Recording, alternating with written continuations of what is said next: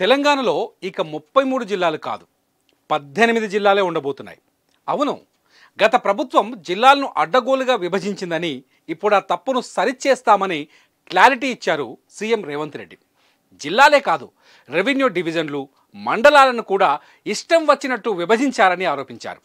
నియోజకవర్గాల్లో అయితే మరీ దారుణం. ఏ మండలం ఏ నియోజకవర్గంలో ఉందో తెలియదు, ఏ నియోజకవర్గం ఎన్ని జిల్లాల్లో ఉన్నది తెలియదనే చర్చ ఉంది. ఇప్పుడు ఆ తప్పిదాలన్నింటినీ సరిచేస్తామంటున్న సీఎం రేవంత్ రెడ్డి ఇందుకోసం ప్రత్యేక కమిషన్ను అపాయింట్ చేస్తామని చెప్పుకొచ్చారు. అయితే ఇప్పుడున్న 33 జిల్లాలను ఎన్ని జిల్లాలు చేస్తారు అంటే 18 జిల్లాలుగా మార్చే అవకాశం ఉందని చెబుతున్నాయి ప్రభుత్వ వర్గాలు. జిల్లాల పునర్విభజనను లోక్సభ సెగ్మెంట్ల ఆధారంగా తీసుకోవాలని భావిస్తున్నట్టు తెలుస్తోంది. ఒక్కో లోక్సభ నియోజకవర్గాన్ని ఒక్కో జిల్లాగా మారిస్తే బాగుంటుందని ప్రభుత్వం ఆలోచిస్తున్నట్టు తెలుస్తోంది. అయితే హైదరాబాద్, సికింద్రాబాద్, మల్కాజ్గిరి లాంటి పెద్ద లోక్సభ స్థానాలను పక్క నియోజకవర్గాలతో కలిపి 1 లేదా 2 కొత్త జిల్లాలను అదనంగా ఏర్పాటు చేసే అవకాశం ఉన్నట్టు తెలుస్తోంది. మొత్తంగా జంట నగరాలను 4 లేదా 5 జిల్లాలుగా విభజించే ఛాన్స్ ఉందని చెబుతున్నాయి ప్రభుత్వ వర్గాలు. బీఆర్ఎస్ ప్రభుత్వం కొత్త జిల్లాలతో పాటు కొత్త మండలాలు, రెవెన్యూ డివిజన్లను కూడా ఏర్పాటు చేసింది.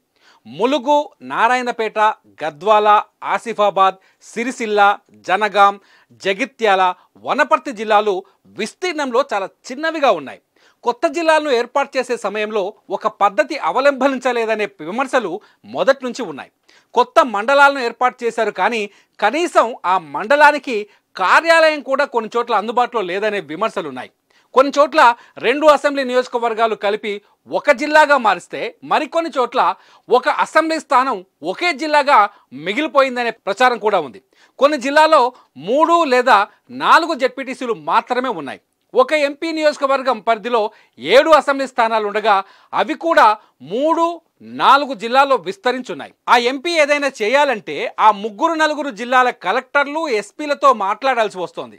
ఇంకా విచిత్రం ఏంటి అంటే ఇప్పటి వరకు తెలంగాణలో 33 జిల్లాలు ఉన్నాయి తప్ప వాటి పేర్లను ఎవ్వరూ చెప్పలేని పరిస్థితి. ఆఖరికి రాజకీయ నాయకులు, ఎమ్మెల్యేలు, ఎంపీలు కూడా తమ జిల్లా పేరు తప్ప ఇతర జిల్లాల పేర్లు చెప్పలేకపోతున్నారు. ఇదంతా బీఆర్ఎస్ ప్రభుత్వం అడ్డగోలుగా జిల్లాల్ని విభజించడం వల్లే జరిగిందని స్వయంగా ముఖ్యమంత్రి రేవంత్ రెడ్డి చెప్పారు. ఈ పొరపాట్లన్నింటినీ గమనించి ప్రజల అభిప్రాయాన్ని సమగ్రంగా సేకరించి తెలంగాణ జిల్లాలను మళ్లీ ఏర్పాటు చేయబోతున్నట్టు క్లారిటీ కూడా ఇచ్చారు సీఎం రేవంత్ రెడ్డి. కొత్త జిల్లాల ఏర్పాటుకు శాస్త్రీయంగా అధ్యయనం చేస్తామని చెబుతున్నారు. సుప్రీంకోర్టు లేదా హైకోర్టు రిటైర్డ్ జడ్జితో ఓ కమిషన్ ఏర్పాటు చేస్తామని, అసెంబ్లీలో కూడా ఈ అంశాన్ని చర్చిస్తామని చెప్పుకొచ్చారు. అయితే కమిషన్ ఏర్పాటుకు ముందే ప్రభుత్వం కొత్త జిల్లాలపై కొంత చర్చ జరుపుతున్నట్టు తెలుస్తోంది. 33 జిల్లాలను ఎలాగూ రద్దు చేయాల్సిన అవసరం ఉందని, వాటి స్థానంలో పార్లమెంటు నియోజకవర్గాల ఆధారంగా కొత్త జిల్లాల్ని విభజిస్తే ఎలా ఉంటుందనే చర్చ మొదలైంది. కొత్త జిల్లాలే కాదు, కొన్ని చోట్ల కొత్త రెవెన్యూ జోన్లు కూడా ఏర్పాటు చేయాలని సీఎం రేవంత్ రెడ్డి ఆలోచిస్తున్నట్టు తెలుస్తోంది. హైదరాబాద్, సికింద్రాబాద్లలో పాత బస్తీతో పాటు మరో 2 అసెంబ్లీ నియోజకవర్గాలను కలిపి ఒక జిల్లాగా ఏర్పాటు చేయాలని ఆలోచిస్తున్నట్టు తెలుస్తోంది. ఇటు సికింద్రాబాద్ నుంచి కంటోన్మెంట్ ప్రాంతాన్ని మరో జిల్లాగా ఏర్పాటు చేస్తారని, వికారాబాద్, మేడ్చల్ జిల్లాలుగా ఏర్పడిన ఉమ్మడి రంగారెడ్డి జిల్లాలను మళ్లీ పునర్విభజించాలని ప్రభుత్వం భావిస్తున్నట్టు తెలుస్తోంది.